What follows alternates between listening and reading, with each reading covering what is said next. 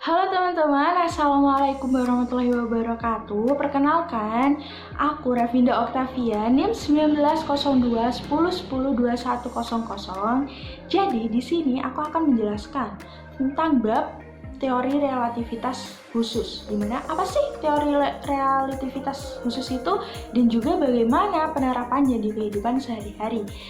Maka dari itu, untuk memperjelas semuanya, mari kita bahas pada slide berikut.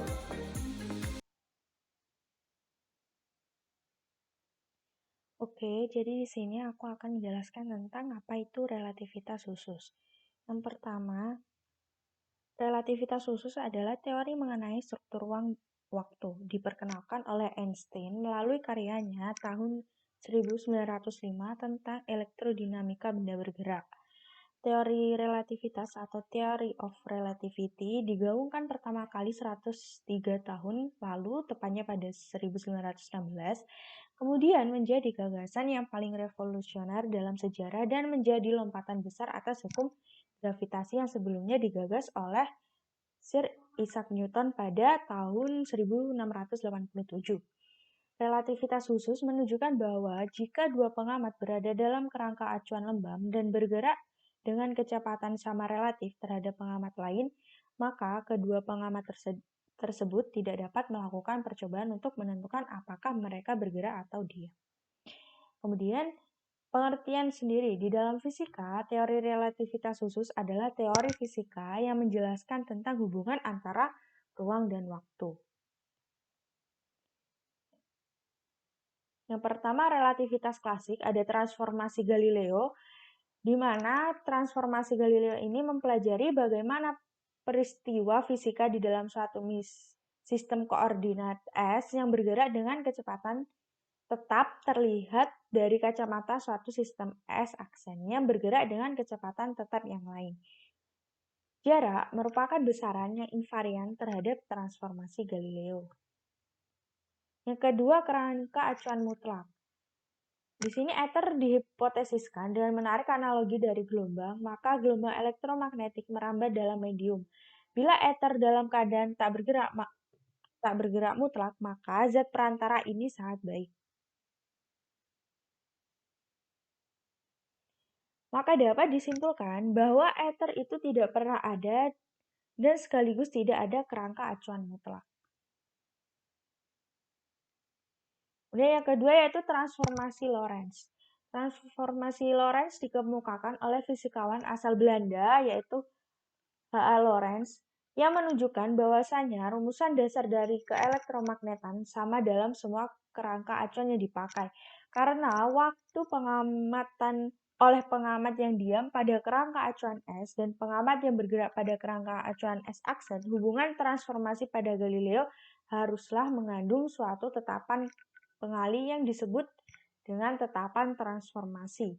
Sehingga persamaan yang menyatakan hubungan antara koordinat pada kerangka acuan S dan S aksen dituliskan sebagai berikut. Yang pertama, transformasi Lorentz, yaitu X aksen sama dengan Y kurung buka X min V kali T kurung tutup, Y aksen sama dengan Y, Z aksen sama dengan Z, dan T aksen tidak sama dengan T.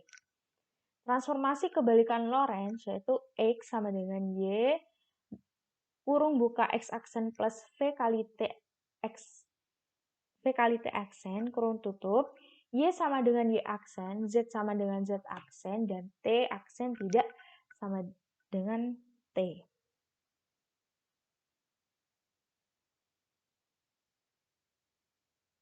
Faktor pada kedua persamaan di atas adalah sama karena tidak ada perbedaan antara kerangka S dan S aksen dan tidak ada perbedaan antara koordinat Y aksen, Z ataupun Z aksen. Hal ini dikarenakan kerangka acuan S bergerak ke arah sumbu X positif pada kerangka S dengan kecepatan tetap sebesar V1 yang berbeda adalah T dan T aksen. Perbedaan ini dapat kita lihat jika kita mensubstitusikan persamaan X aksen ke dalam persamaan X, sehingga kita dapatkan persamaan yang ada di samping ini. yang didapatkan T aksen sama dengan lambda T plus 1 min lambda kuadrat X per lambda V.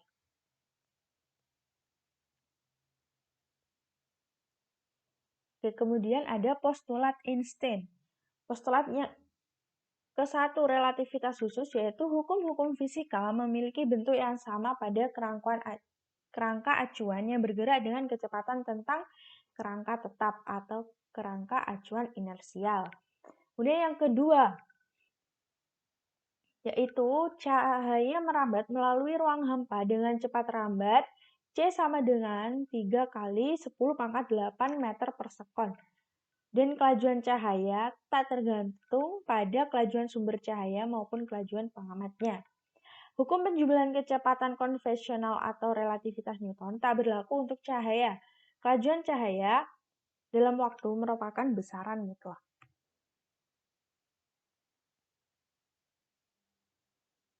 Oke, kemudian ada konsekuensi postulat relativitas khusus. Yang pertama, dilatasi waktu. Dilihat dari postulat relativitas khusus, yang pertama adalah waktu bersifat relatif. Ini ditandai dengan adanya fenomena dilatasi waktu.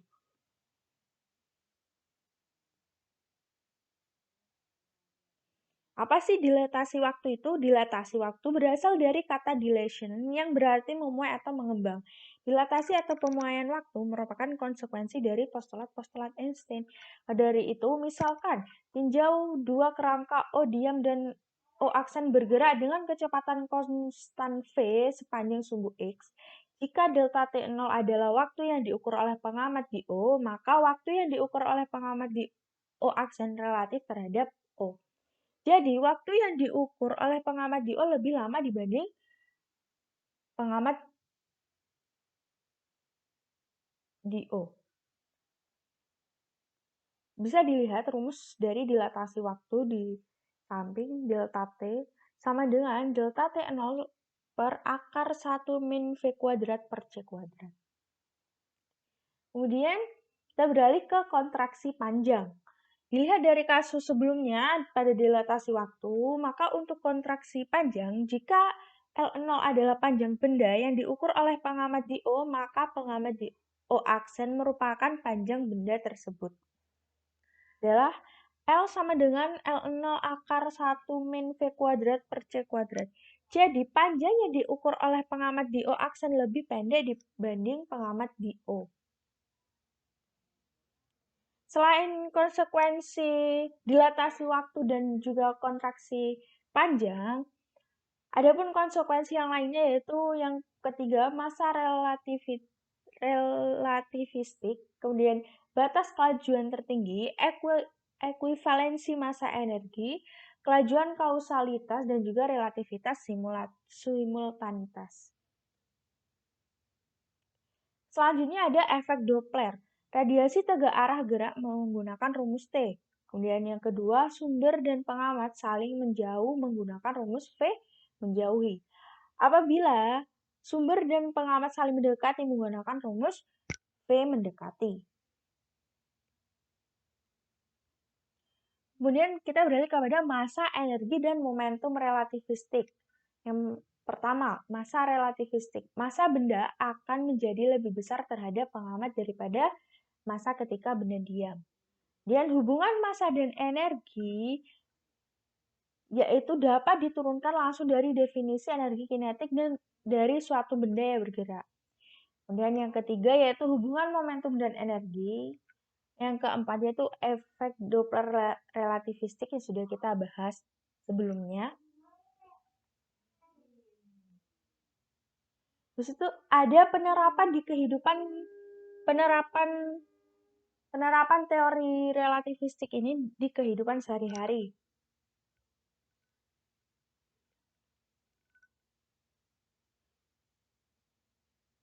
Yang pertama yaitu GPS. GPS adalah Global Positioning System, di mana prinsip kerja GPS yang menggunakan satelit dan stasiun bumi juga dianggap menggunakan efek dari teori relativitas. Untuk mendapatkan akurasi lokasi GPS kepada pengguna, satelit akan mengirimkan data ke stasiun bumi dan kemudian stasiun bumi akan meneruskannya ke alat GPS masing-masing. Tingkat akurasi GPS ini disebabkan karena adanya efek relativitas.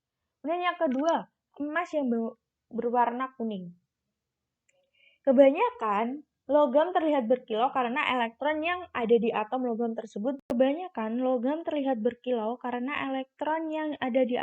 tersebut. Berada di luar orbit. Hal ini lantaran elektron tersebut memiliki level energi yang berbeda, sedangkan emas memiliki massa atom yang berat. Jadi, elektron yang ada di dalamnya bergerak sangat cepat dan cukup untuk meningkatkan relativitas massa dan panjangnya secara signifikan. Hasilnya, elektron tersebut memutari inti atom dengan jarak yang lebih pendek. Elektron yang berada di luar orbit inti atom ini akhirnya menyerap dan memantulkan warna yang memiliki panjang gelombang yang lebih dibandingkan warna biru. Kuning, orange, dan merah memang memiliki panjang gelombang yang lebih panjang dibanding warna biru. Dan yang ketiga yaitu emas tidak mengalami korosi. Kemudian yang keempat yaitu merkuri adalah cairan. Kemudian yang kelima yaitu televisi tabung. Dan yang terakhir yaitu cahaya. Oke, hanya segitu penjelasan dari aku. Apabila aku ada kesalahan dalam menjelaskan ataupun salah kata, mohon maaf sebesar-besarnya. Wassalamualaikum warahmatullahi wabarakatuh.